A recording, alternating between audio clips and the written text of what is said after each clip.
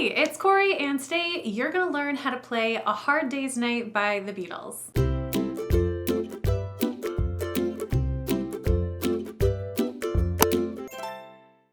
To play the song, you're gonna need to know 8 different chords, but they're all fairly beginner friendly, and I'm gonna show you how to make them. On top of that, we're utilizing one strumming pattern and then also a little bit of single down strums throughout the song, but overall, I think it's approachable for any beginner, so let's just hop right into it. The first chord you're gonna need for this song is a B minor chord.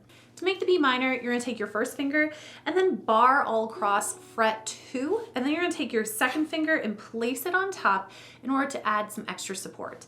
Then you're gonna take your third finger and place that on the 4th fret, 4th string. And that's your B minor. Next, we have the C major chord, and that's just gonna be with your third finger placed on the 1st string, 3rd fret. Next, we have a C6, which is the same as an A minor 7. They're enharmonically the same chord, but you don't have to do anything with your left hand in this case. It's just going to be a single down strum with all the open strings. Next up, we have a D major chord, and that's going to take place all on the 2nd fret on strings 4, 3, and 2. To start, you're going to take your first finger, place it on the 4th string, your second finger is going to go on the 3rd string, and then your third finger is going on the 2nd string. Next, we have an E minor chord, and to start, we're going to take our first finger, place that on the 1st string, 2nd fret. Your second finger is going to go on the 3rd string, 2nd string, and then your third finger is going to go on the 4th fret, 3rd string. Next, we have the F major chord. That's going to be your first finger placed on the 2nd string, 1st fret, and then your second finger is going to go on the 2nd fret, 4th string. Then we have the G major chord, and to start, we're having our first finger placed on the 3rd string, 2nd fret. Our second finger is going on the 1st string, 2nd fret, and then our third finger goes on the 2nd string, 3rd fret. And then finally, we're also using just a single G7 in this entire song. It's just for the intro, so if you prefer to not use the G7, you could omit the intro section, but if you would like to, the way you make that is starting with your first finger, you're gonna place that on the 2nd string, 1st fret. You're then gonna take your second finger and place it on the 3rd string, 2nd fret, and then your third finger is gonna go on the 1st string, 2nd fret.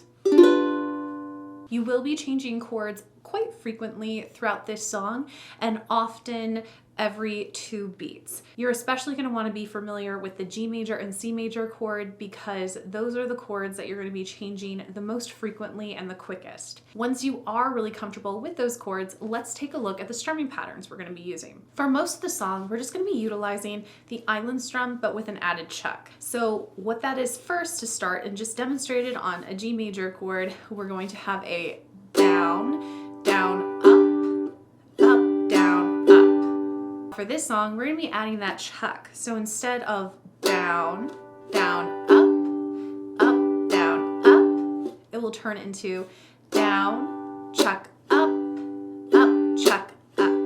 Up to time, it will sound like this. Down, chuck, chuck, up.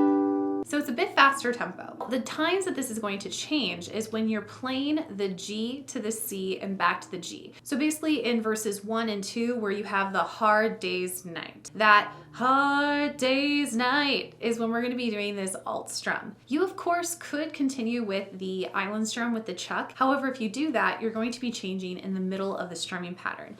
If you want to use the other version that I'm going to show you, it's going to sound like this. It's been a hard day's night. So you probably noticed there, what I'm doing is on my G, I'm strumming 1, 2, just 2 down strums. Then I move to my C major and I strum 2 down strums again. 1, 2, and then I go back to my G with the strumming pattern of down, chuck, up, chuck, up. So the whole thing all together sounds like this. Down, down, down, down, down, chuck, up, chuck, up. And you're gonna repeat that multiple times in the song. So if you wanna just practice down, down, down, down, down, chuck, chuck, up, that would be really helpful to prepare you for this song. You end up playing that pattern 3 times in verse 1, 3 times in verse 2, and then a few times in the interlude as well as in the outro section. In the interlude, you're not going to have lyrics, but you will still have a down, down, down, down, down, chuck up, chuck up, and and then you move to the F, back to the G. And then you'll repeat that entire line for the interlude. During the outro section, it's pretty similar, only you're gonna be repeating it over Feel Alright. It will sound like, you know I feel alright. And then you could do that again for the second line of the outro. However, I think it works a lot better if you just end it with single down strums. You know I feel alright. Now for this song, I'm not doing the last little bit of the outro like in the recording. However, everything else of the song, you can just play along with the recording, so you don't have to worry about putting a capo on. During this song, we have a section called the middle eight. And basically, it's a section in a song that is used in a lot of earlier pop music around the time when the Beatles was coming out with this, where it continued the progression of the story, but it wasn't long enough really to be a bridge or to be a chorus or a verse section all on itself. But it does completely change the tone of the song. We first start with a B minor, and again, this is all played over our down, chuck up, chuck up, and then you're gonna move to the E minor chord. That B minor to E minor transition is a full lift, so be aware of that, and it'd be good to give a little bit of extra practice before you go into that section. Following that E minor, you go back to the B minor, and then you're gonna go to the G, then E minor again, followed by an open C6 chord, then your D major chord, and then you go back into the repeated material. In all, there are about 3 main pieces you need to know in order to play this whole song. If you're looking for any of these specific notes when you are playing and practicing your own song, make sure to check out my Patreon because I have the song sheet there as well as all my song sheets for my other tutorials and play-alongs too. But with all that, let's give it a play-along so you can see what the whole song looks like all put together. 1, 2, here we go. It's been a hard day's night and I've been working like a dog.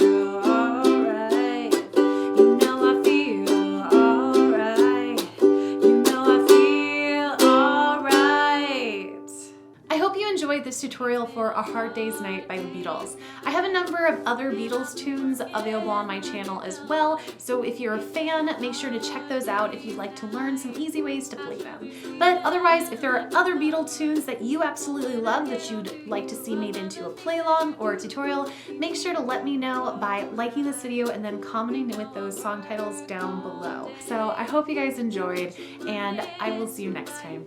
Bye! And it is worth it just to